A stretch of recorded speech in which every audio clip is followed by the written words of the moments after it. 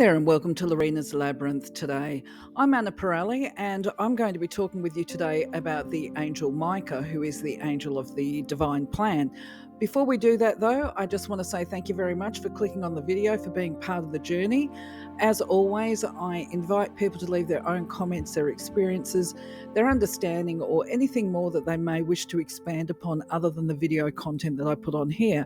Now, just for your information, I do always read the comments. I'm always very interested in what people have got to say, whether it agrees with me or doesn't. I think that, I'm a believer that all viewpoints are valid, even if they are those that don't agree with my own. They certainly are worthy of consideration. Anyway, if I read a comment, I will try to respond to it on the wall. Otherwise, if I feel it's a bigger type response that's required, I'll mention you in the Sunday Yarning when I load that video, and I'll discuss it in more detail, but I will certainly tag you to the comments that I make as a response.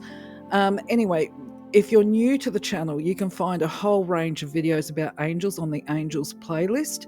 And just a reminder, I've actually got I've got a video up there about my experience and introduction to angels. And to go further with that, I guess you could say that I am most definitely a believer in angels. Not necessarily the angels we see with the big feathers and that kind of stuff, although I appreciate them as artwork, and clearly I create the artwork to have angels with bird feathers on them. So when we talk about Micah as an angel, he's part of the fourth order mother's angels. Okay, a bit of a mouthful there.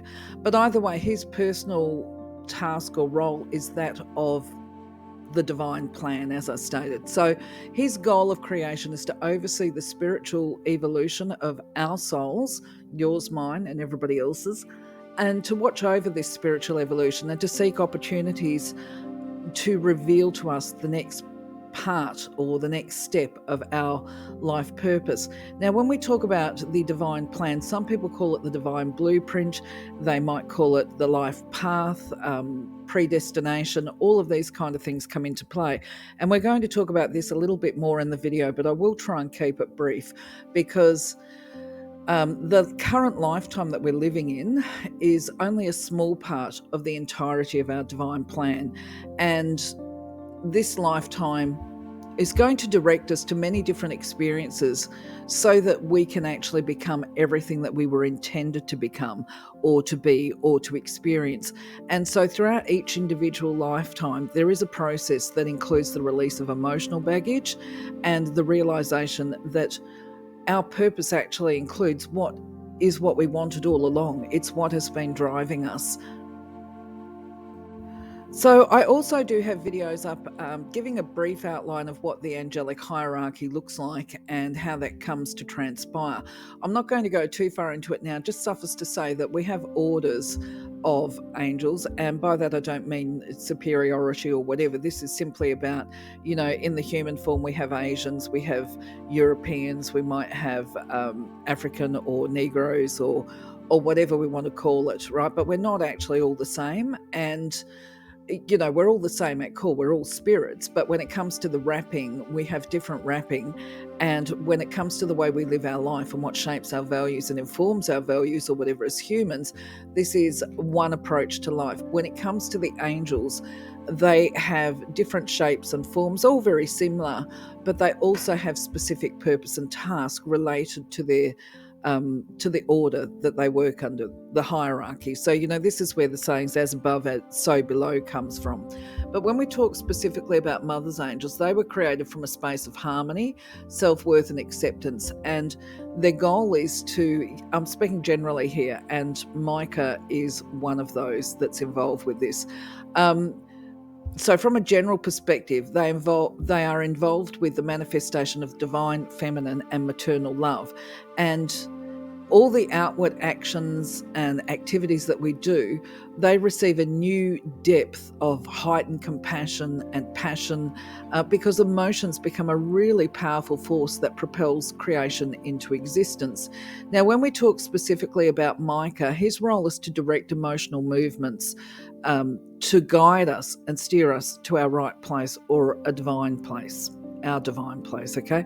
Now, when we talk about this is about us getting a feeling such as, that doesn't feel right. It might be right for you, but it doesn't feel right for me. Okay, that's a guidance driving us to our right place or path. Now, the way he does guide us is through encouraging this inner reflection, and he works in partnership with another angel called Remliel, which is to awaken us to our divinity. And he will also work with the angel of faith to offer comfort and encouragement through the process. These angels, the angels of this order, they're very, very comforting. And they're much like, that ideal maternal mother that soothes our tears and tends to our wounds and our emotional wounds as well. And in the process, we're able to open up our heart more to fully feel love, and to talk about stumbling over my words, and to fully feel life within all of it, to embrace it. Life has ups and downs. Anyway, Mother's angels will guide us from a space of both passion and comfort, as I say, and they also inspire us to search for our personal right place at the right time, because everything's about divine timing as well. And holding us in this embrace of divine love, which offers us a sense of peace and security as we find our pathway. So it helps a little bit. Some people are going to already know before they actually listen to this video. They're going to have their own beliefs and understanding. I certainly invite you to put your comments up, because I have seen so many different explanations come through from different people. I have had my own experience of this, but I will give you the information here and then perhaps tell you what I saw through clairvoyancy, which some people have seen the same, not everybody has. Some people see it differently. Okay, so everything that we think or do or say is recorded at the Akashic Records, right? There is a place that is referred to as the Akashic Library that is in the ethers. And prior to each embodiment or prior to each rebirth, we meet with an angel called a Kindle angel, and this is all part of free will as well. We talk about and discuss not only our needs as far as our spiritual evolution goes, but we also have desires. There may be karmic debt, usually is because that's part of life as well. Karmic consequences that need to be lived out and played out for the next lifetime as part of the soul growth. So the Kindle angel then creates what's called an incarnation disc. And this disc is going to hold information about our destiny for the next lifetime. And obviously the lifetime I'm in now was the one that I planned with the Kindle angel before I was born, same as you did.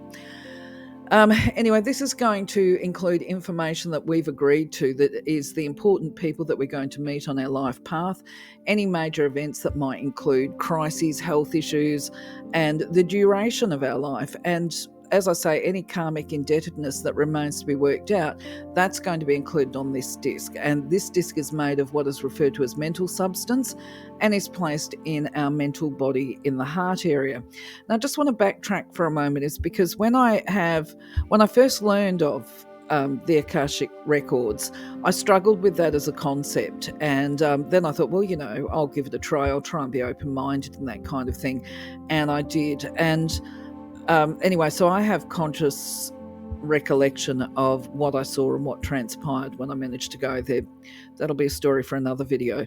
But I had been told that the information, this is post the event, or actually I can't really remember if it was before or after, but some people say it's on a disc like a computer disc. Other people say it's in a book. Other people say it's on scrolls or whatever. My experience was that I actually saw it on scrolls. But at the same time, I want to make clear, when it comes to clairvoyance and manifestation of these divine and light beings, they manifest in ways that are going to be most comfortable to us. So if you were lucky enough to actually be able to astral travel to these areas, you might see a different vision to what I have. And this is why I don't go into too much detail about my personal experiences, is because I'm well aware my experience isn't necessarily going to be the same as other people's. And I also have this inherent belief that if I was to tell people too much, it's going to actually feed their ideas. They won't know If I give them a story, they might think that they've embellished it in their mind. If they find it themselves, they're going to know it's a truthful experience. And that's what I stick to. But the other thing too is every now and again, I might actually do a revelation like what I just did, but I give that information in the knowledge that there is no wrong or right way. Okay. It can be one size for one person and it can be different for other people. But let's crack on. Let's get back to this point. We have choice before we are born about our soul evolution, the pathway that we're going to walk, the people we're going to meet, and the experiences that we're going to have. And within this context, these decisions that are made are predestined for the life path. So if we were just to leave this information sit there that life is somewhat predestined, it might leave a person thinking, oh, well, it's futile to try and do everything because it's all predestined, and life would actually feel pretty ugly, I must say. But it's important to understand that not all of life is predestined. Parts of it is. We'll talk about that in a moment. But for now, even if there is predestination, which clearly I believe, there is still free will in the way we face these experiences and events that we agree to before we were born, especially if they're harsh and difficult ones. We can allow those events to alter us and create separation from us and the divine, or we can choose to accept and embrace these experiences as growth, even if we don't understand why certain things happen. That becomes that case of, I'm grateful for blessings seen and unseen. Okay, because that becomes free will. That's choice. Am I going to allow these situations to make me an ugly person, or am I going to allow them to direct me to living with greater love in my life? Now, the other thing is too that when we talk about these fixed events, I had to pause the video because the kookaburras were really loud outside. Anyway, these predestined events, they are what is called field keys, okay? Okay, they're fixed opportunities for growth. We can't avoid them. We can't escape them. We've agreed to them before we were born. We can only look at how we approach these problems. But either way, these field keys are going to offer opportunities potentially to address any karmic debt, potentially even to repay karmic debt and consequences that we might have incurred through this lifetime as well before we transition. Certainly, they're going to offer us opportunities for a greater experiential understanding of divinity and the universe. But we're not restricted, just to be clear here, we are not restricted simply to living our earthly life with field keys that are patterned for experience on the earth plane right now. We also have what are called open keys, and these are very closely associated with free will. Now, I'm going to speak a little bit personally on what this looks like based on my personal experience, but I'm going to also refer back to my notes here because I don't want to miss any of the content, And so basically, it's very important to know that within this divine path, there is additional areas of free will, and this is with the open keys. So while some things are predestined and said to be patterned as opportunities, as discussed before, there are other keys that offer opportunities for new understanding and new growth. And these are basically merit, from what I understand, merit approached. It might not be a good description on this. It's where you actually have managed to get through a lot of these predestined keys, shall we say. So I guess in some ways we would say that, if you've got a map here and you sit down and you plan it out before you're born, you go, okay, look, by age 30, I want to make sure that I've had 3 children, and then by the time I'm 40, I want to do X, Y, and Z or whatever. But by age 30, you've had your 3 children, let's say, for example, and then whatever it was that you planned for at age 40, it might have been, I want to go to university or whatever. You might have actually done that and completed that ahead of time. You might have changed your pathway to a level as, how would I explain it? You might have decided to go to university while raising 3 children, which frankly would be miraculous in itself. I know some people do. but you've actually achieved that goal ahead of time. So it's not a case of, oh, well, I've done all my work now between the ages of 30 and 50. Now I'll just sit on my laurels. You get the opportunity there to create a new goal, if you like, that you can work with. So actually, tripping over my words. Okay, I'm going to draw on my own experience here. Part of what I feel was predestined was that I learned to do energy healing and control that. When it comes to the psychic gifts, mine were latent and I had no control over them. And I was very frustrated when it came to the clairs that I knew people. This would probably be about 2003. I knew people that just swung wide open with these doors into the clairvoyant gifts. And for me, I wanted that. There was no rhyme nor reason to it. I wanted to have the same gifts, and I thought, well, why can't I?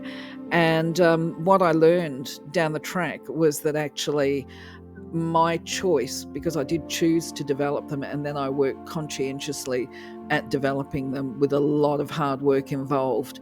And I said to somebody, I remember years later, that I had to work very hard to open up to my gifts from a psychic's perspective. And they were the one that came back, and I thought, oh, that actually makes complete sense to me. It was like, well, that wasn't part of your destiny for this life. This is why you had to work so hard, excuse me as I croak, is because it was not part of your predestiny. This was an open key aspect for me. And so my example and experience is exactly like the guidance we've got here, is that we make a decision and then we work with our guardian angel and our guides to present opportunities to us to develop these, whatever our goal is. For me, obviously, it was my psychic abilities, and I chose to do it in a way that was aligned with healing, if you like, because I was all about healing energy.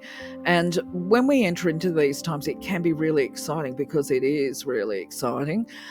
We meet lots of new teachers. We bump into people that help us to uncover and explore. There becomes innovative opportunities and options that are all part of expanding the awareness. But I think it's very important, or I believe it's very important, to let people know that an open key period can actually be emotionally challenging, because during this process we've got to let go of the old and comfortable and what we're familiar with. And so as we make this change and transition, it can be a little bit tough. We can feel like we're floating or adrift, or even a bit rudderless at times, and we can fall into that well or abyss of self-doubt, if you like. So the guidance and advice from Micah for this is, it is very important to focus on and to know your truth. And the way that you respond to challenges, such as your actions and reactions and your decisions, are going to greatly alter your future. Because during these times of open keys, if we retain the focus on love, divinity, and guidance, we're going to be able to move very quickly through any karmic indebtedness that we've brought with us with those filled keys. So it really is, it's an exciting time for many reasons. And actually, I will just say from my experience, what I observed as I developed my own gifts was that karmic consequences actually came in very quickly. If I made an error, if I was misinformed, if I didn't listen to my guidance properly, and I made flawed decisions, shall we say, because I didn't create the space to listen to my guidance, then it wasn't a case of waiting a year or two for karmic consequences. I tended to get them much quicker than that. And you've got to have a bit of a sense of humour about that. That's where that kindness and being gentle to yourself is. You make a mistake, you cop the karmic boot up the backside, like, yeah, okay, whoops, I won't be doing that again. So I just want to spend a little bit more time here talking about what filled keys are, and to explain the process to you from my understanding, of course. Filled keys are energy, and they are there to support us to work through this karmic debt that we're born with. And they do it through the force of magnetic attraction, okay? This is about reconnecting you with individuals from past lives where there's unfinished business. It includes, it's not all about this. And when this happens, The events and circumstances of the meeting are going to be very similar to the last time you met in your previous life, and it gives you opportunities to break cycles or repetitions, and to conquer any issues. Now, if there were health challenges in the previous life, you're going to experience similar ones that are comparable to the ones that you had before. So this is part of overcoming challenges and developing new understandings and actually being able to heal. And this process, as we come through the completion of it, we receive great blessings and advantages. Well, I'm just sort of trying to think how to reiterate this. To put this into context, okay, many people, I think this is probably the best example, okay? Many people are seeking their soulmate, or they think that they have to meet their soulmate, or if they've met a person, they've got that little connection, then it must be somebody they're meant to be with for the rest of their life here. But the fact of the matter is that if there is a soul recognition or this inexplicable reason for knowing that person, and you just love them even though you don't know anything about them, this is unfinished business. Okay, now you might be able to work through that perhaps in this lifetime and become a healthy relationship, but usually it's about releasing and letting go, in love and kindness. If you know, just going, okay, getting understanding that the person was not meant for you. Now, sometimes this can be, as I said, an opportunity for a healthy, intimate, partnered relationship. But the important thing to know too with these filled keys is that these keys that are predestined are going to have more than one option attached to them. Because there may be a person that shows up in your life where there is a potential for you both to have this intimate, committed, wonderful, healthy relationship. But the bottom line is both people have to be ready for it. And even if that is there as a predestined type thing, free will for both parties is involved. If that person is not ready, well, then you have to make a decision there whether or not you want to stay in that, or they do, and whether or not to move on and allow for a new opportunity to present to itself into your life as a potential intimate partner. This can sound really unfathomable if this is your first time experiencing a spiritual or soul love with a person in this current life. And I do understand that the first time it happens, it feels really magical. There can be telepathy. The people only have to think of each other. They get phone calls at the same time. They're very responsive on an energetic level. But based on my experiences as well, and other people that I'm aware of, you can actually have this with many, many people. And the reason we connect with people, actually, I'll give you a little bit more here. I met a divine partner, shall we say, divine intimate partner, and that person, I believe, was my twin flame. And twin flames don't generally stay together for a lifetime. They come together so that they can actually have some really important aspect on that person's life. Now, in the instance of my twin flame, this one opened me up to conscious exploration of my psychic gifts and energy, and to develop them. And we were only together for a short time, and then this person left. Of course, I grieved because it was such a magical relationship. But what happened after that was every single person, romantic partnership that I had post that relationship involved telepathy and spiritual communication and meeting, astral travel on the astral planes. And from there, I also was not just restricted from having telepathic communication with romantic partners. I was able to do it with my friends as well and family. So they open your gifts up. They come in for a purpose, and hopefully that makes sense. I'm going to move on to another slide.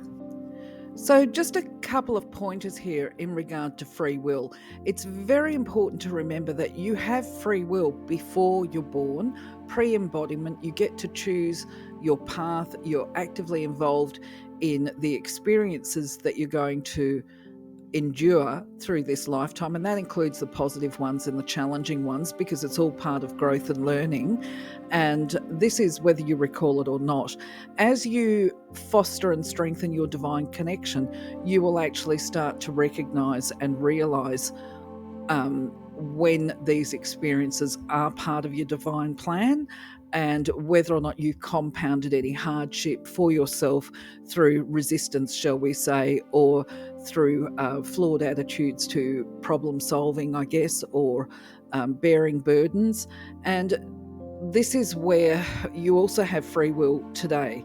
When we find ourselves stuck or bogged down in the drudgery of life, we can choose to remain stuck, or we can choose to start over and break free of these old patterns, especially the repetitive ones, where we find ourselves engaged in throughout the path, where we just might, rather than break the patterns, we just stick in it.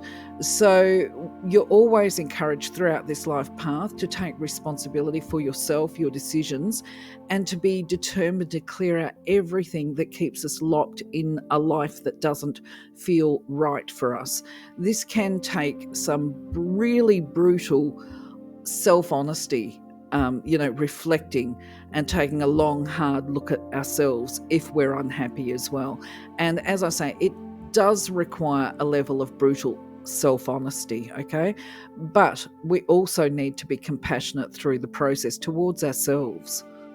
So our feelings and emotions, they are the guide, okay? They are what connects us to divine will. And this is because our feelings and emotions have vibration. In every single experience we have, the spirit of the eternal passes via our feelings to our mind, and we feel and we think. Now, obviously, it's debatable within the academic field as to whether or not we feel first or we think first, but the reality is we feel, and then we can harness the power of the mind, but we've got to unpack the feelings first.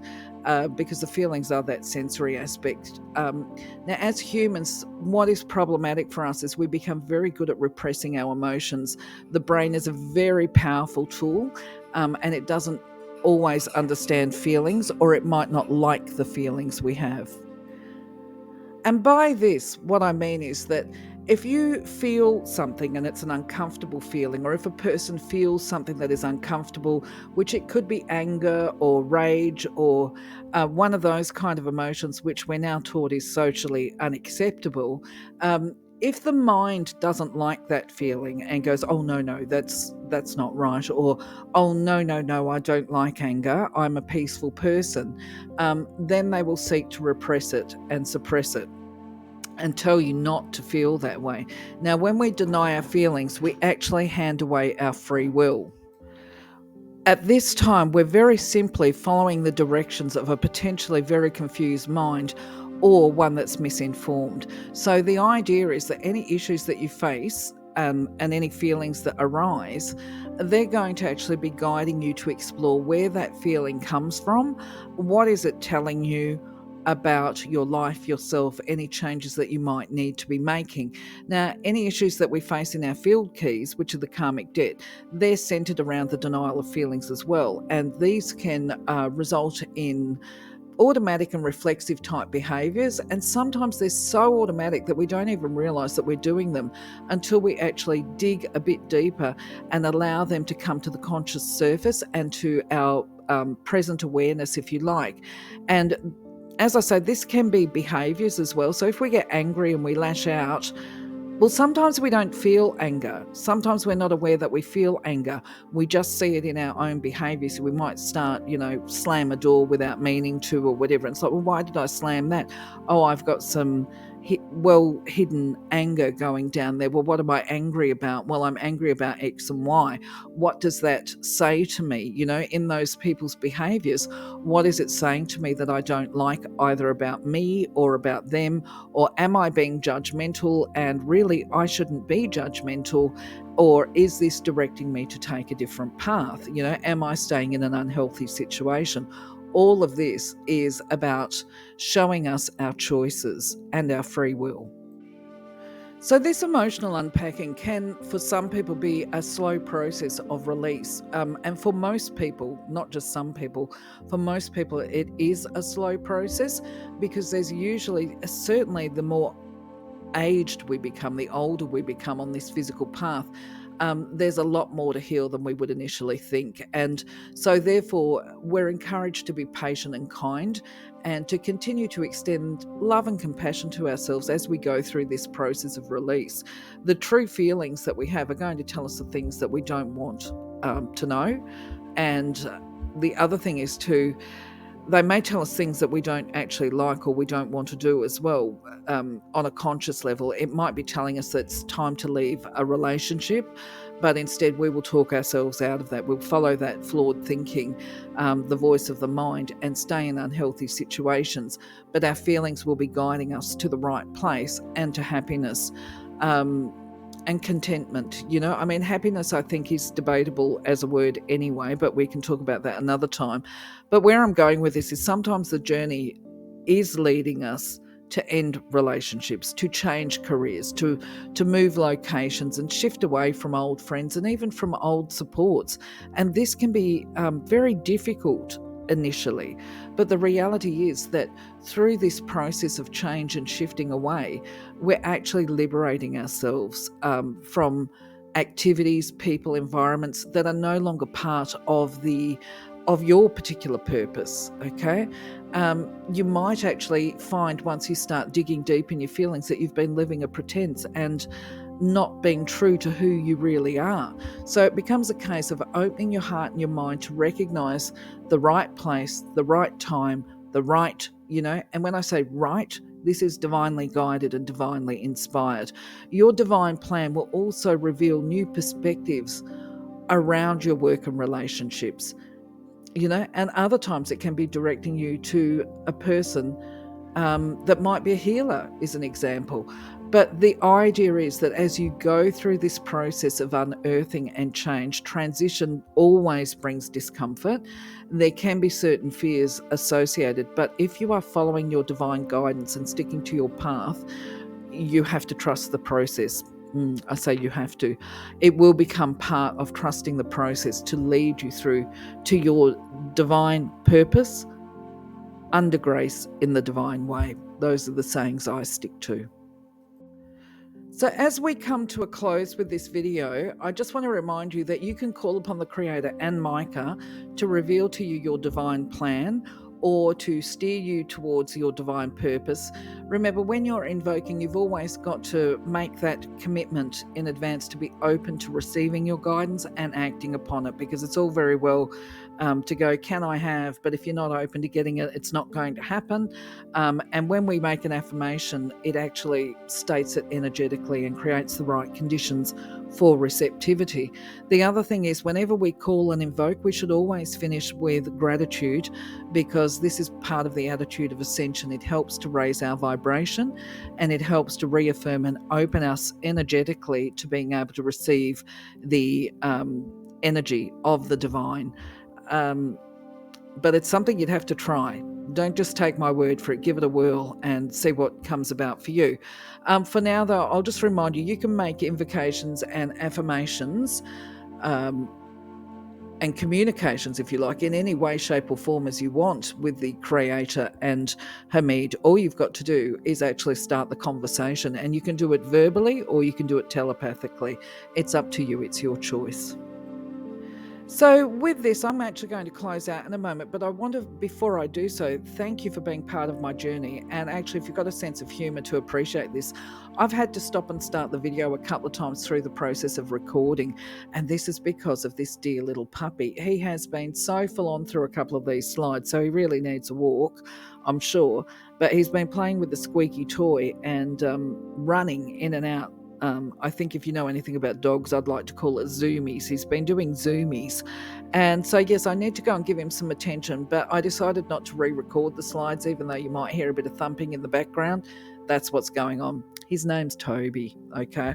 But anyway, I'm going to love yous, leave yous, catch you on the next video, and I really hope send my love, blessings, appreciation through to you, and all I can say is nothing, because sometimes words don't do justice to an experience.